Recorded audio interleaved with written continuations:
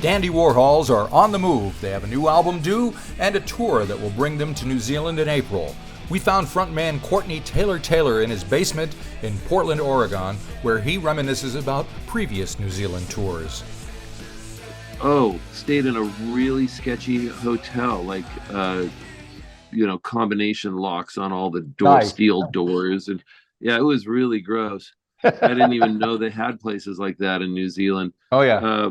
I do love. We played Christchurch, Right. which is half rebuilt Yes. and frozen in time, and that is a really interesting vibe. And we had such a wonderfully good time. Right.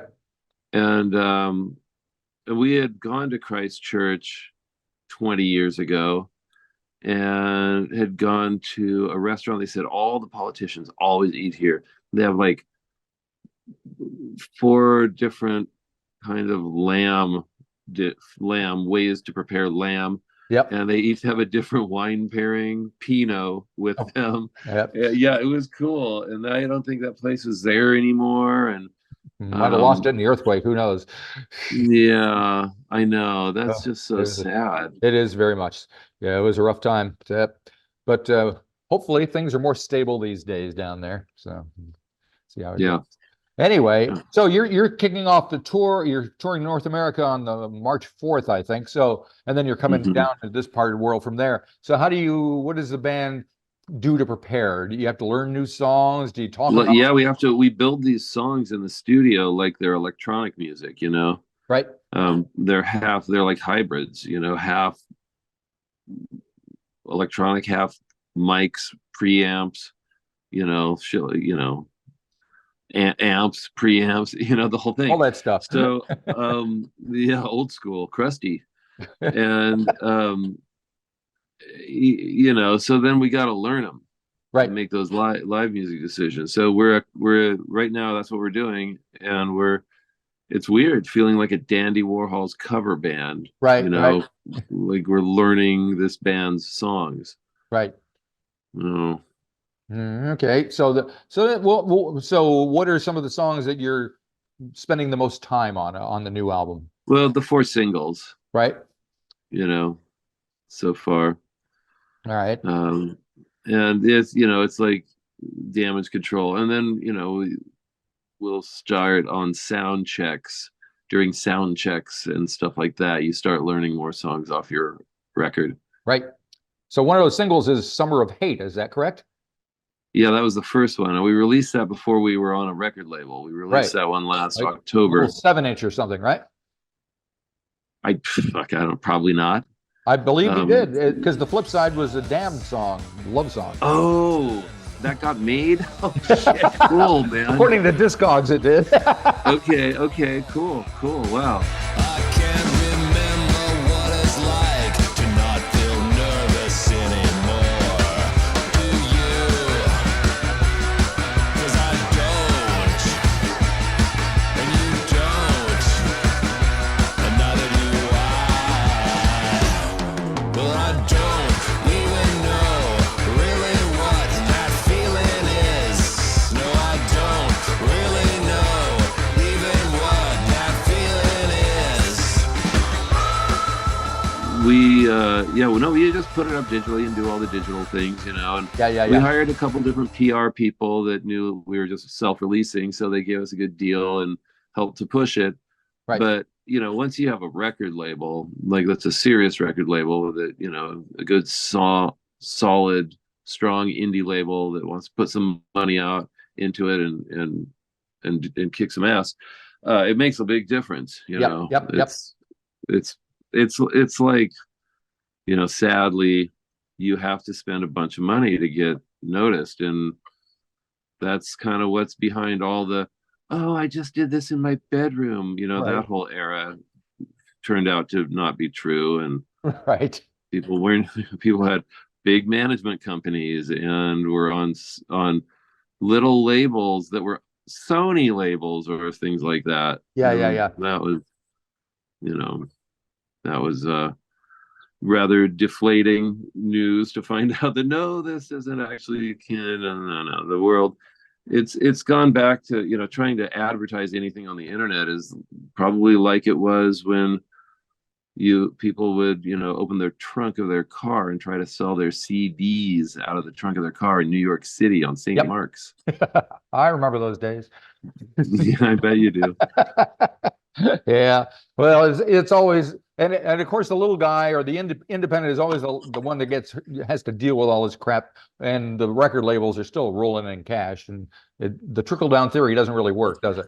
Yeah, it really did in the 90s for some reason. You know, I think just because MTV had created such a great world culture of like cool bands, cool artists, you know, the Cure, the Clash, those are people who would not have had massive hits without MTV. Right. That would have never fit in, you know, because until then it was gonna be another Journey record, another Foreigner record, you know, another Pat Benatar record, and it was radio. Some REO rock. Speedwagon. Yeah, it was just radio, FM radio. It was just a juggernaut, and it hadn't changed in a long time, and it wasn't going to because they didn't have to. That's right. And then they got upstaged hard, like the internet did to it. Then MTV and brought it back into corporate control. Yep.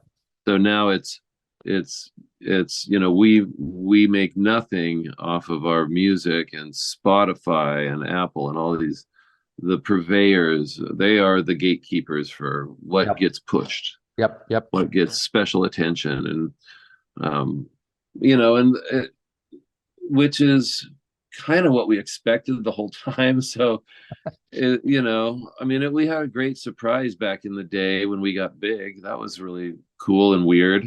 Yeah. But I guess it could happen back then still. So that was great.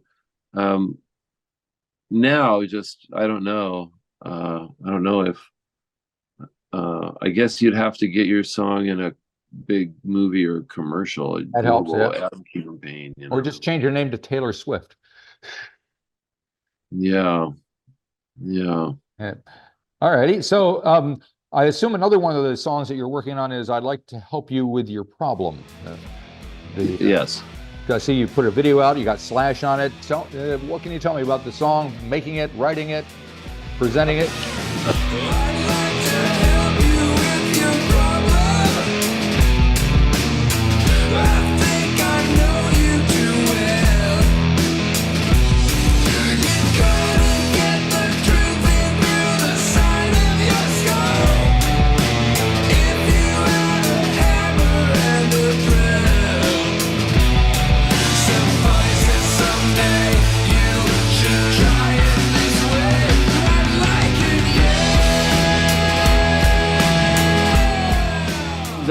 That riff was something my roommate came up with when we were about 22 years old. Right in the heart of grunge, before grunge was. He came up with that before Stone Temple Pilots or Pearl Jam or Alice in Chains had released any major label material whatsoever. Gotcha. And I loved it. I just thought that riff was so cool, and I've been playing it for years. I joined a different band, and which would then be my last band playing the drums ever, and joined that band, and he went off and ended up being one of the managers of the Eagles and Fleetwood Mac and shit like that. So he's doing all right. Ultimately. He did just fine.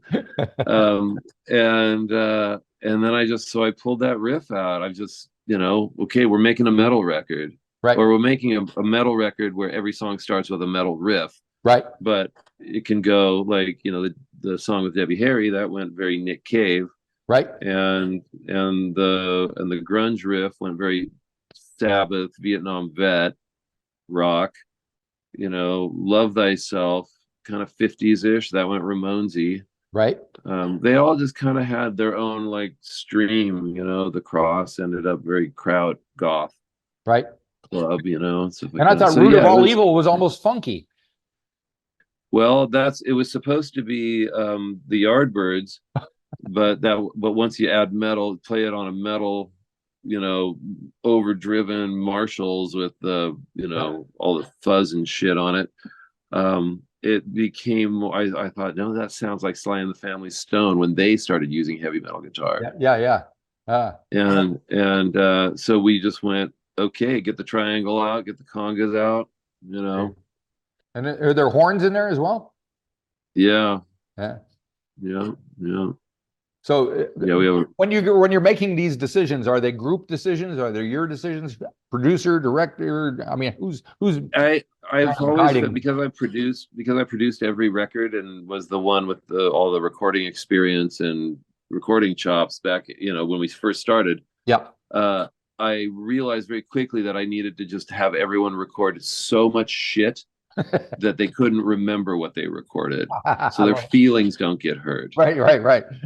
Yeah, that's very important. Don't want to hurt anybody. Yep. And if they do actually get hurt, you can go, oh, there it is, bring it up, and then maybe it's been so long they don't realize that it's a lot of what happened. Oh, it was a lot cooler. I thought it's not as cool as I remembered it being. Yep. Or you sit and crank on it and tweak it out and use a lot of plugins and effects and manipulate it until it is cool. Right. But there's only so much space in a speaker. Yeah. So to speak. So has the group dynamic changed much over the 30 years? The creative process is amazing, because I'm not the only one with I barely have having 5 years more recording experience than everyone else. Yep. Is or 8 years is nothing now. Right. I mean, we've all been through all of it. So I don't have to work, I don't have to work as hard. Gotcha. I can, we can split it up. And now we all have, like, Zia she watches the numbers. She crunches the numbers. Pete deals with any equipment issues. Right. Transportation, purchasing, acquisition, all of that stuff. That's Pete. My thing is the marketing. Yeah. And the interfacing with the label side, it's that kind of stuff. Yeah. So we've had to manage ourselves on and off. And you usually come out of a record label experience not wanting to ever do it again. Yeah. Now we're at an age where, it's you got to be a fan if you're going to sign us. Right. We're not selling records to 9-year-olds, with all their mommy and daddies, spending money goes to them. Yep. We're not that, so it's a different, no one's trying to get us to fit into some, pop format, into a format. There is no format, we made a metal record, and it was very hard to find a record label. Right. Yep. They're not, what would record labels think is happening? Yacht rock, like what scene do they think is an easy sell at this point? Yeah. Rap, country rap, those are kind of the last things that were additions to what we do now. Yep. When you get these great guitar bands like Tame Impala and they, Arctic Monkeys, and they just wandered off into yacht rock and did really well. I can see the allure of it for record labels, but then talk about a crowded market. Yeah. All right. Yeah. And who's gonna cough up the money? Yep. For that, you better be a 19-year-old hot piece of meat, like right. Cute boy, hot girl, and and have a long lifespan ahead of you of your career, just in case. Right. So getting back to the metal thing, so you made the decision to kind of make a metal record. What is your relationship with metal? Do you have a favorite metal band, album, anything that you were listening to when you were a kid that kind of stayed with you all these years? I did. During COVID, I had Metal Monday, where every Monday I would post, Breaking the Law, right? Fast as a Shark, whatever. It could be Sepultura, or it could be, you know, Run to the Hills, Number of the Beast, whatever. I really, Judas Priest has got a new album coming out like 2 weeks from now, so that's pretty cool. You're still cooking. We were gonna reach out and see if Rob would, or we did actually ask Halford, asked his manager or whatever, but I think he was like resting up his voice and not doing any extra singing because they were recording Right. at the same time we were, so he was not taking on any other work.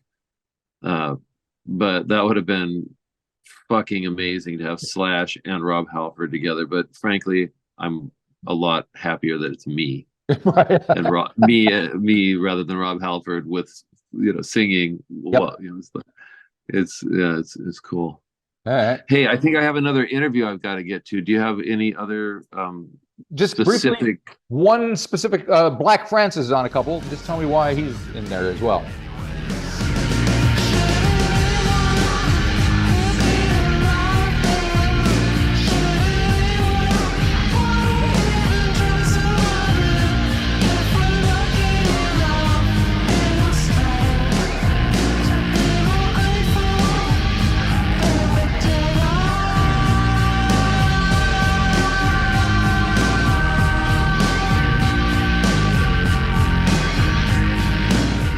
Well, when the Danzig 4, the industrial sludge track, became more Pixies-ish, you know, once Pete laid his doodly blah blah blah blah stuff and the vocal style, it just came across to me as more Pixies. There you go. And I was on with Charles, and I have been acquaintances. Like, I have his phone number.